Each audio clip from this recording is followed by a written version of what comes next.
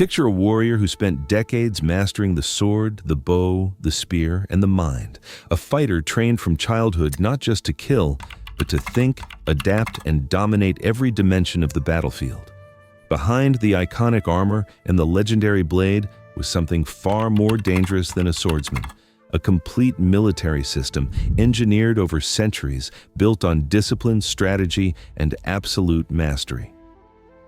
But the samurai you think you know, shaped by movies, myths, and centuries of legend, is only half the story. Today, we deconstruct the samurai, their weapons, their training, their tactics, and the truth behind Japan's most legendary warriors. To understand what the samurai became, you have to understand what they were before the legend existed. They did not emerge fully formed, armored, sword in hand, ready for battle. They were built slowly, shaped by centuries of political chaos, shifting power, and a Japan that desperately needed warriors it could trust. The earliest samurai were not the refined philosophical warriors of later centuries. They were mounted archers, men on horseback, riding hard across open terrain, trained to fire arrows at full gallop. Their role was simple: serve the noble clans who controlled the land, enforce order, and destroy anyone who threatened it. Japan's imperial court, centered in the capital, held the titles and the ceremony.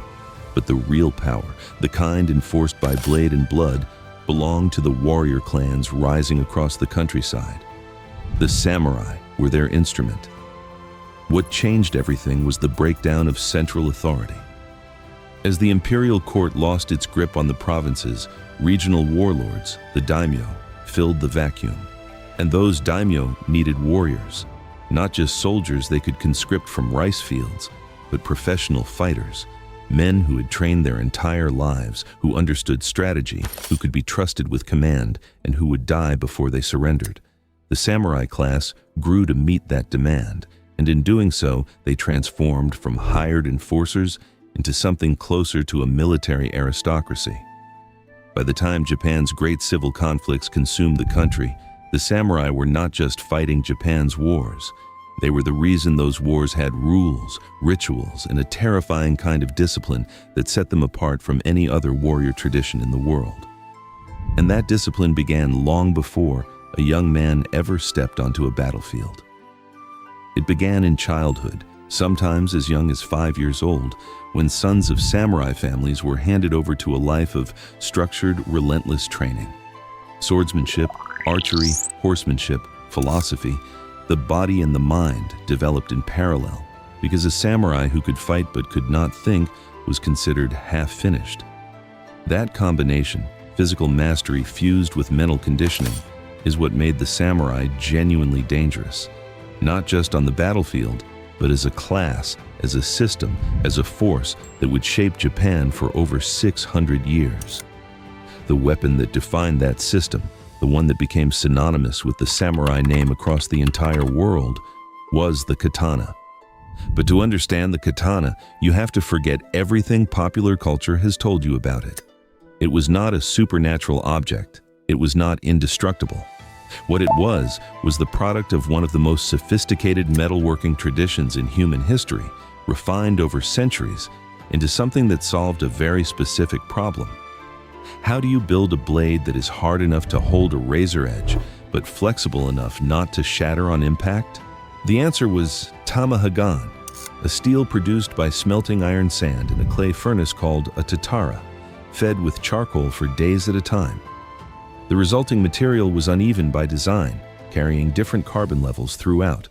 A master swordsmith would then fold and work that steel repeatedly, separating the hard outer layer from the tougher inner core, and forge them together into a single blade.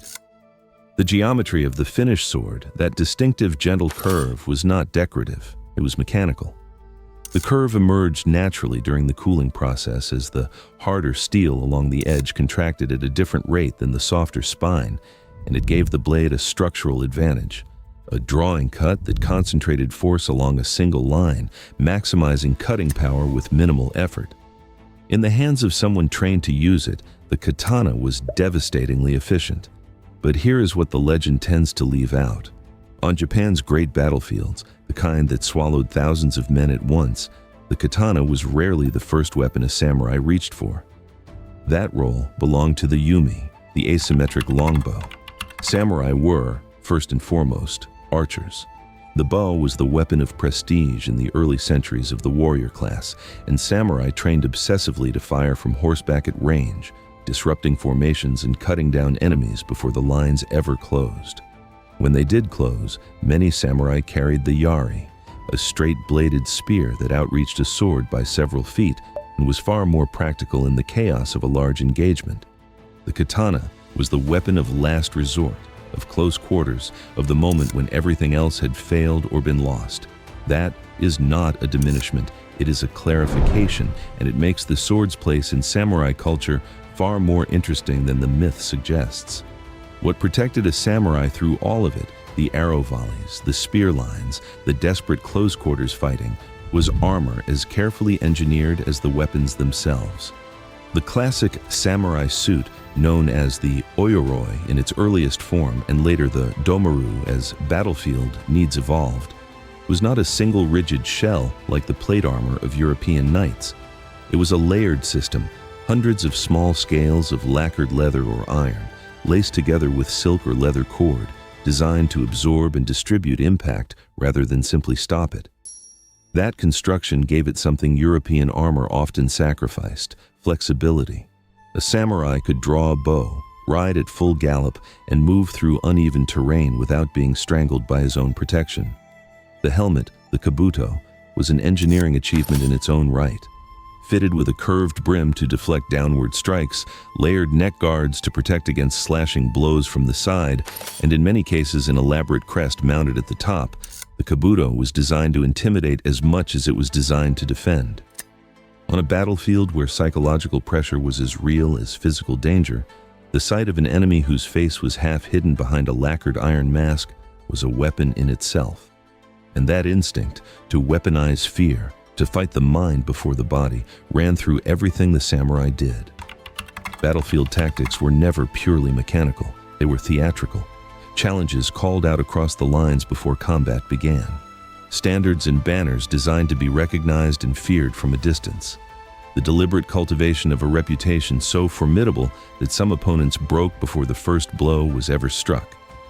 That reputation was not accidental, it was the product of a code. The concept most people know as Bushido, the way of the warrior, is often presented as an ancient, unchanging law that every samurai lived and died by from the beginning. The reality is more complicated. Bushido, as a formal written philosophy, emerged late, codified and romanticized long after Japan's great wars had ended, in a period of peace when the warrior class needed a new reason to exist.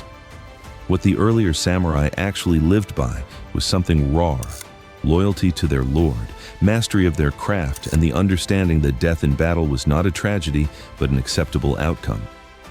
Honor was real, but it was pragmatic, not poetic. What endures is not the myth, it is the achievement. The samurai built a warrior tradition so complete, so layered in technique and philosophy and material craft, that it outlasted the world that created it. The swords are still studied, the armor is still displayed, the discipline is still taught. And centuries after the last samurai walked off a battlefield, the image remains one of the most recognized symbols of martial mastery in human history, not because of the legend, but because the reality behind it was extraordinary enough to earn that place on its own. If the samurai proved anything, it is that true mastery is never an accident. And if that idea interests you, subscribe, because this series is just getting started.